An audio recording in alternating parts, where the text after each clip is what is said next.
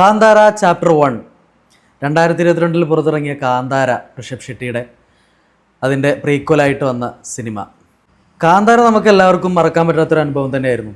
Even Rishabh ഷെട്ടിയുടെ performance ആണ് നമ്മുടെ മനസ്സിലിപ്പോഴും തങ്ങി നിൽക്കുന്നത്. നാഷണൽ അവാർഡൊക്കെ ആൾ വാങ്ങിക്കൂട്ടിയ പടമാണ്. പക്ഷേ കാന്താര 1 വന്നപ്പോൾ I am actually really disappointed by this movie. Kantara എവിടെയാണോ അവസാനിച്ചത് അവിടെ നിന്ന് തന്നെയാണ് ഈ സിനിമ തുടങ്ങുന്നത്.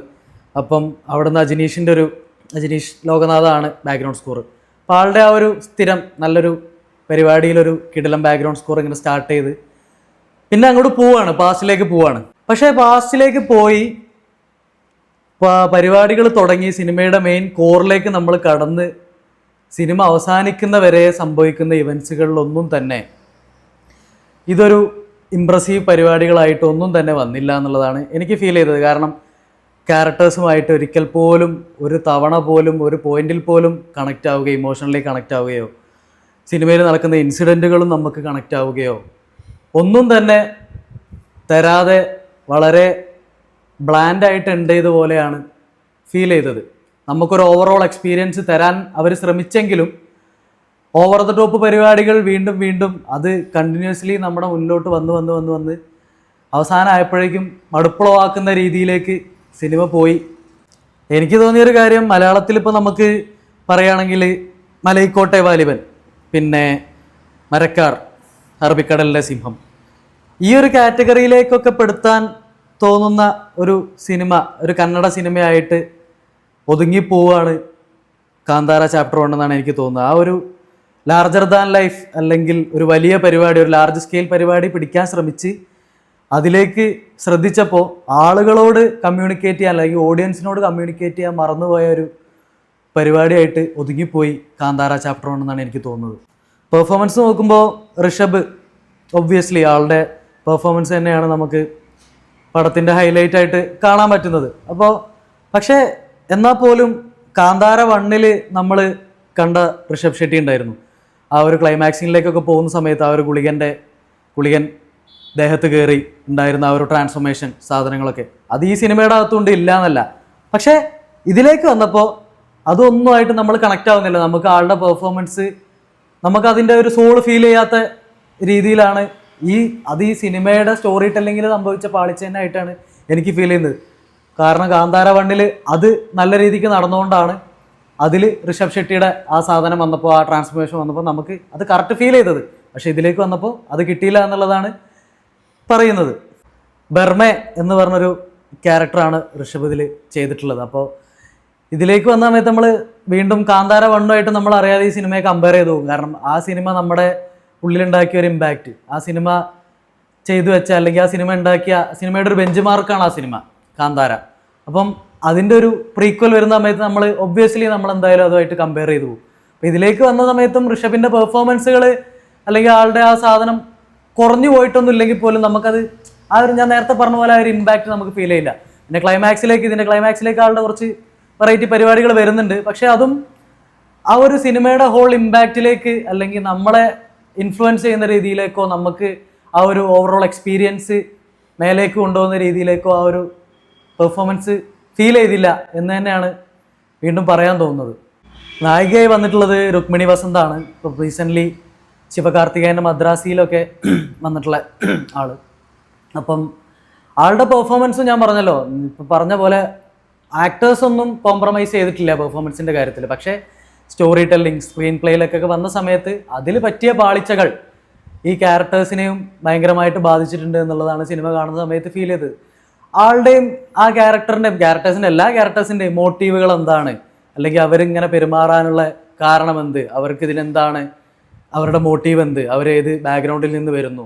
അപ്പോൾ ഇങ്ങനത്തെ കുറേ കാര്യങ്ങൾ അവരെ എസ്റ്റാബ്ലിഷ് ചെയ്യുന്നതിൽ സ്ക്രീൻ പ്ലേയിൽ പാളിച്ചകൾ സംഭവിച്ചു എന്നുള്ളത് തന്നെയാണ് തോന്നിയത്.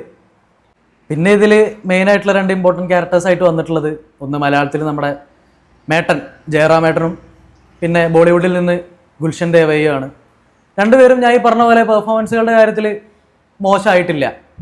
പക്ഷേ ഇപ്പോൾ ജയറാമേട്ടൻ്റെ കേസ് എടുക്കുകയാണെങ്കിൽ ഇതിൽ ആൾ സാധാരണ അന്യഭാഷകളിലാണ് ഇപ്പോൾ കുറേ ആയിട്ട് കളിക്കുന്നത്. അപ്പം അന്യഭാഷയിലേക്ക് പോകുന്ന സമയത്ത് ആൾക്ക് കുറച്ച് ഇമ്പോർട്ടൻസ് കുറഞ്ഞ റോളുകൾ അല്ലെങ്കിൽ കോമാളി വേഷങ്ങൾ കൊടുക്കുന്നു എന്നുള്ളൊരു പരാതിയാണ് സ്ഥിരമായിട്ട് കേൾക്കുന്നത്. പക്ഷേ ഇതിലേക്ക് വന്നപ്പോൾ എനിക്ക് തോന്നിയത് ആൾക്ക് കുറച്ച് ഇമ്പോർട്ടൻസ് കൂടുതലുള്ള റോള് കൊടുത്തതുകൊണ്ട് പാളിപ്പോയതാണോ എന്നൊരു തോന്നൽ. ആൾക്കത് ഷോൾഡർ ചെയ്യാൻ പറ്റുന്നില്ല.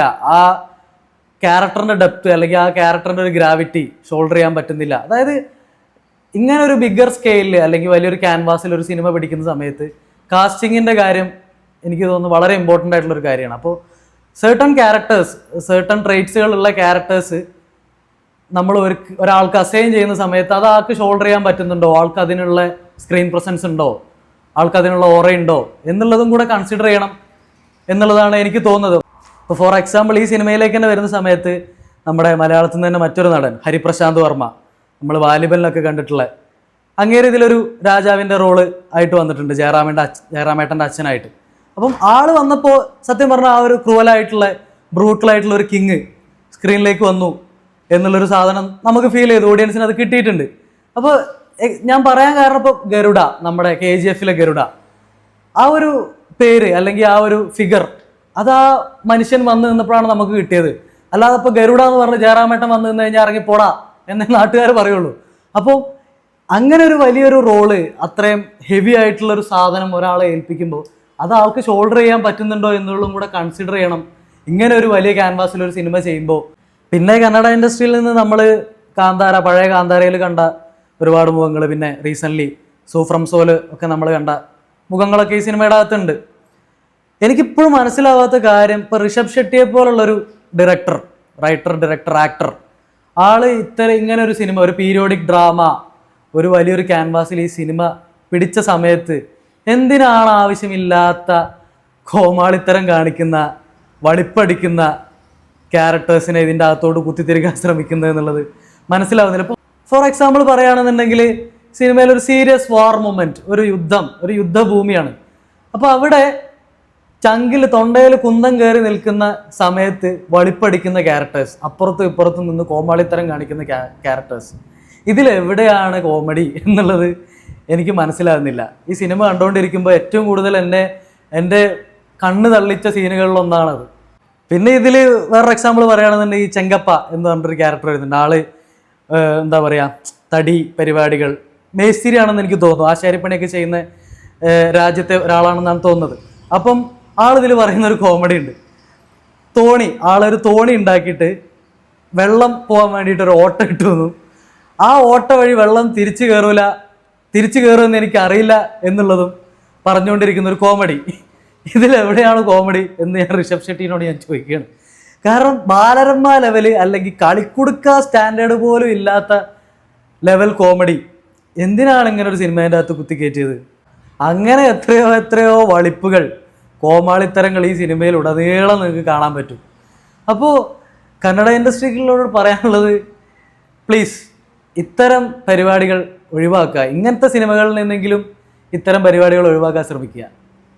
പിന്നെ പെർഫോമൻസിൻ്റെ കാര്യം പറയുകയാണെന്നുണ്ടെങ്കിൽ ഇതിൽ ഒരു ട്രൈബൽ ഗ്രൂപ്പായിട്ട് വന്നൊരു ടീമുണ്ട്, കടപ്പ് ദിക്കിൽ നിന്ന് വരുന്നൊരു ടീം എന്ന് പറഞ്ഞിട്ട്.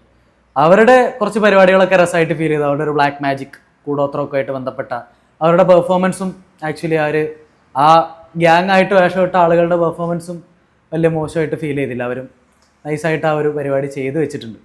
പിന്നെ ടെക്നിക്കൽ സൈഡിലേക്ക് വരികയാണെങ്കിൽ മ്യൂസിക് നമുക്കറിയാം, അജിനീഷ് ലോകനാഥ് കാന്താര 1 പഴയ കാന്താരയൊക്കെ ചെയ്ത ആൾ തന്നെയാണ്. ആ വരാഹരൂപം എന്ന് പറഞ്ഞ ട്രാക്കൊക്കെ നമ്മൾ അത്രയും ഫെമിലിയർ ആയിട്ടുള്ള ട്രാക്കാണ്. അപ്പോൾ അത് ഈ സിനിമയുടെ അകത്ത് യൂസ് ചെയ്തിട്ടുണ്ട്. തിയേറ്ററിൽ കേൾക്കാൻ നല്ല രസമുണ്ടായിരുന്നു, കുഴപ്പമൊന്നും ഉണ്ടായിരുന്നില്ല. പിന്നെ മൊത്തത്തിൽ അജിനീഷിൻ്റെ പരിപാടികൾ നമുക്കറിയാം. അപ്പോൾ music side was okay, nice. പിന്നെ ക്യാമറ, സിനിമാറ്റോഗ്രാഫി കുഴപ്പമില്ല, മോശമില്ല എന്നേ പറയാനുള്ളൂ. ഭീകരമായിട്ടുള്ള പരിപാടികളൊന്നും എനിക്ക് ഫീൽ ചെയ്തിട്ടുണ്ടായിരുന്നില്ല. പിന്നെ ഇതിൽ എടുത്തു പറയാൻ തോന്നുന്ന സാധനം ഇതിലെ സെറ്റുകളാണ്. കൊട്ടാരത്തിൻ്റെ സെറ്റ്, പിന്നെ ഒരു സ്ട്രീറ്റിൻ്റെ സെറ്റ് വരുന്നുണ്ട്. ഭയങ്കര ആർട്ടിഫിഷ്യലായിട്ട് ഫീൽ ചെയ്തു, പല ആംഗിളിൽ നിന്നും പല സൈഡിൽ നിന്നും ഭയങ്കരമായിട്ട് ഫീൽ ചെയ്തു. പിന്നെ VFX എടുത്തു പറയേണ്ടതാണ്. ഓക്കെ ആയിരുന്നു പല സ്ഥലങ്ങളിലും, പക്ഷേ പല സ്ഥലങ്ങളിലും ഭയങ്കര ലോ സ്റ്റാൻഡേർഡായി പോയ ഫീൽ ചെയ്തു. പ്രത്യേകിച്ച് ഇതിൻ്റെ അവസാനത്തേക്കൊരു അതിശയൻ ലെവൽ, ആ ഒരു ക്വാളിറ്റിയിൽ വന്നൊരു സാധനമൊക്കെ വരുന്നുണ്ട്, നിങ്ങൾക്ക് കാണുമ്പോൾ മനസ്സിലാവും. പിന്നെ പറയാനുള്ളത് ഇതിലെ സ്റ്റൺസ്, ആക്ഷൻ കൊറിയോഗ്രാഫിയുടെ കാര്യമാണ്. ഭയങ്കര ഓവർ ദ ടോപ്പ് ആയിട്ട് ഫീൽ ചെയ്തു എല്ലാ സ്ഥലങ്ങളിലും. കാരണം ഇതിലൊരു ചാരിയറ്റ് ഫൈറ്റ് ഒക്കെ വരുന്നുണ്ട്, ഒരു സ്റ്റണ്ട് പരിപാടി.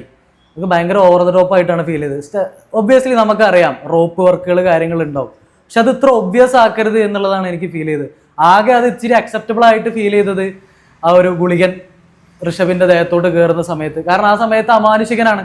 സോ അത് ഓക്കെയാണ് ആ സമയത്ത് ചെയ്യാൻ. പക്ഷെ അത് ആള് നോർമൽ ആയിരിക്കുന്ന സമയത്തും ആളുടെ ഫ്ലെക്സിബിലിറ്റി അല്ലെങ്കിൽ ആളുടെ എബിലിറ്റീസ് മേലേക്ക് പോകുന്ന സമയത്ത് അത് കുറച്ച് ക്വസ്റ്റ്യനബിൾ ആയിട്ടാണ് ഫീൽ ചെയ്തത്. ഇനി ഞാൻ പറയാൻ പോകുന്നത് ഇതിൻ്റെ ഡബ്ബിങ്ങിൻ്റെ കാര്യമാണ്. അത് കാന്താര ചാപ്റ്റർ 1 കേസ് മാത്രമല്ല, ഇത് നമ്മളെല്ലാവരും കുറച്ച് സീരിയസ് ആയിട്ട് കൺസിഡർ ചെയ്യേണ്ട ഒരു ഇഷ്യൂ ആയിട്ടാണ് എനിക്ക് ഫീൽ ചെയ്യുന്നത്. കാരണം ഒരു സിനിമ ഡബ് ചെയ്ത് ഇറക്കുന്ന സമയത്ത് ഇത് ട്രാൻസ്ലേറ്റ് ചെയ്ത് ഡബ് ചെയ്യാൻ കോൺട്രാക്റ്റ് എടുക്കുന്ന ആളുകൾ ആരാണ്? ഇപ്പോൾ കാന്താര ചാപ്റ്റർ 1 കേസ് തന്നെ എടുക്കുകയാണെങ്കിൽ ഈ സിനിമയ്ക്ക് എന്തെങ്കിലും ഒരു ക്വാളിറ്റി ഉണ്ടായിരുന്നു എന്നുണ്ടെങ്കിൽ ഡബ് ചെയ്ത് അത് മലയാളത്തിലേക്ക് എത്തുന്ന സമയത്ത് ആ ഉള്ള ക്വാളിറ്റി പോലും ഇല്ലാതാക്കി കളഞ്ഞു കുളിച്ചുകൊണ്ടാണ് അത് നമ്മുടെ മുന്നിലേക്ക് എത്തുന്നത് എന്നാണ് എനിക്ക് ഫീൽ ചെയ്യുന്നത്. ആരാണ് ഈ ഡബ് ചെയ്യുന്ന ആർട്ടിസ്റ്റുകൾ? ഇപ്പോൾ ഇതിൽ ഗുൽഷൻ ദേവയ്യ ചെയ്ത ഒരു ക്യാരക്ടർ ഉണ്ട്. ആരാണ് ആ മനുഷ്യന് വേണ്ടി ഇതിൽ ഡബ് ചെയ്തിട്ടുള്ളത്? എനിക്ക് മനസ്സിലാവുന്നില്ല ഇവരെങ്ങനെയാണിത്, എന്ത് ഉദ്ദേശത്തിലാണത് ചെയ്യുന്നത് എന്നുള്ളത്. കോമാളിത്തരം കാണിക്കാൻ നിങ്ങൾക്ക് വേറെ അവസരങ്ങളില്ലേ? നിങ്ങൾക്ക് വേറെ പരിപാടികളില്ലേ? ഗുൽഷൻ ദേവയുടെ ക്യാരക്ടറിന്റെ കേസ് മാത്രമല്ല, ഇതിലേക്ക് ഞാൻ നേരത്തെ പറഞ്ഞ കോമഡി ചെയ്യാൻ വേണ്ടിയിട്ട് വന്ന ആർട്ടിസ്റ്റുകൾ അല്ലെങ്കിൽ കോമഡി പീസുകളാണ് നമ്മൾ നേരത്തെ പറഞ്ഞ ആർട്ടിസ്റ്റുകൾ, അവർക്ക് വേണ്ടി ഡബ് ചെയ്തിട്ടുള്ളത് ആരാണ്? ഇവർക്ക് വേണ്ടി ഡബ് ചെയ്യുന്നത് എന്നുള്ളതാണ് എനിക്ക് ചോദിക്കാൻ തോന്നുന്നത്. അത്രയും സ്റ്റാൻഡേർഡ് ഇല്ലാത്ത, അത്രയും ലോ സ്റ്റാൻഡേർഡ് ആയിട്ടുള്ള പരിപാടി ഇനിയെങ്കിലും നിങ്ങളിത് നിർത്തണം. പക്ഷെ സിനിമ എന്ന് പറയുന്ന ആ ഒരു ആർട്ടിന്റെ വാല്യൂ നമുക്കറിയാം. അത് എത്രത്തോളം ഇപ്പം ഇങ്ങനെ ഒരു സിനിമ ആവുന്ന സമയത്ത് അതിൻ്റെ ഒരു ക്യാൻവാസ് നമുക്കറിയാം. അപ്പോൾ അതിലേക്ക് നിങ്ങൾ ഇങ്ങനെ ഒരു പരിപാടിക്ക് പോകുന്ന സമയത്ത് കീപ്പ് ചെയ്യേണ്ട ഒരു മിനിമം സ്റ്റാൻഡേർഡ് ഇല്ലേ? എന്തുകൊണ്ടാണ് നിങ്ങൾ അത് ചിന്തിക്കാത്തത്? അത് ചിന്തിക്കാതെ ഈ പണിയെടുത്തിട്ട് ഇത് ആളുകളുടെ മുന്നിലേക്ക് എത്തിച്ചിട്ട് എന്താണ് കാര്യം? ഡയലോഗ് പറയുമ്പോൾ നിങ്ങൾ എന്തിനാണ് പാട്ട് പാടുന്നത്? എന്തിനാണ് അങ്ങനെ ഒരു താളം? ഏത് അന്യഭാഷാ ചിത്രങ്ങളായാലും മലയാളത്തിലേക്ക് അത് ഡബ് ചെയ്ത് ഇറക്കുന്നുണ്ട് എന്നുണ്ടെങ്കിൽ അതിൻ്റെ ഒരു എസൻസ് കളയാതെ അത് പ്രേക്ഷകർക്ക് കിട്ടുന്ന രീതിയിൽ ഇനിയെങ്കിലും ഡബ് ചെയ്യാൻ ശ്രമിക്കുക എന്നുള്ളത് മാത്രമേ എനിക്ക് ഈ അവസരത്തിൽ പറയാനുള്ളൂ. ഒരുപക്ഷെ ഋഷഭ് ഷെട്ടിയുടെ പെർഫോമൻസ് ഇതിനു ശേഷം നാഷണൽ ലെവലിൽ വീണ്ടും ചർച്ചയായേക്കാം. ചിലപ്പോൾ അവാർഡുകളോ കാര്യങ്ങളൊക്കെ ഇനിയും പരിഗണിക്കപ്പെട്ടേക്കാം ആള്. പക്ഷേ as A movie Kantara chapter 1 was A disappointment.